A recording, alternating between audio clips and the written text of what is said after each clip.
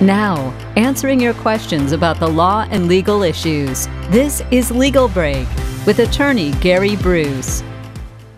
Hello there. Welcome today. Welcome, Gary, as always. Good to be here. Thank you. Yes, we've got a great question and some information about a great event, too, as well. So we'll jump right into a man on the street question. Hey, Gary, can I file a personal injury claim on behalf of a family member? Okay, then. Right. Well, it's a good law school question. Who can bring an action for someone who can't do it on their own, I guess, is where it comes up. And it is allowed, particularly with minors. We see it a lot. If you're under 18 in Georgia, you can't bring a lawsuit, but your parents can or your guardian can if appointed by the court. And then in Alabama, the age is 19 for majority. So different rules for different states on that. But so if bringing for a relative, if it's your child, yes, you can.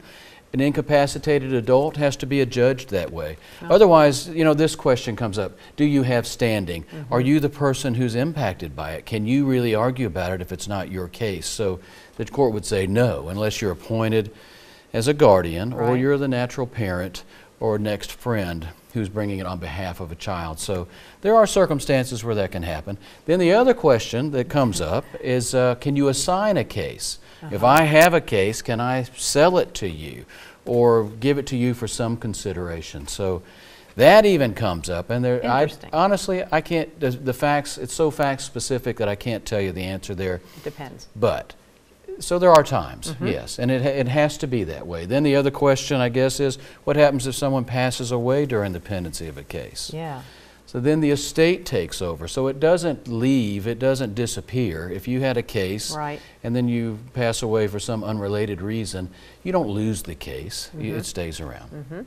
So interesting. That's what I know about that. Very good. Now, you have an event you're near and dear to your heart coming up very soon, the Safe Kids event called the River Savvy Kids. Tell us about it. Right. Well, it's another Safe Kid event. I'm glad to be associated in some small way anyway with Safe Kids and all the great work they do.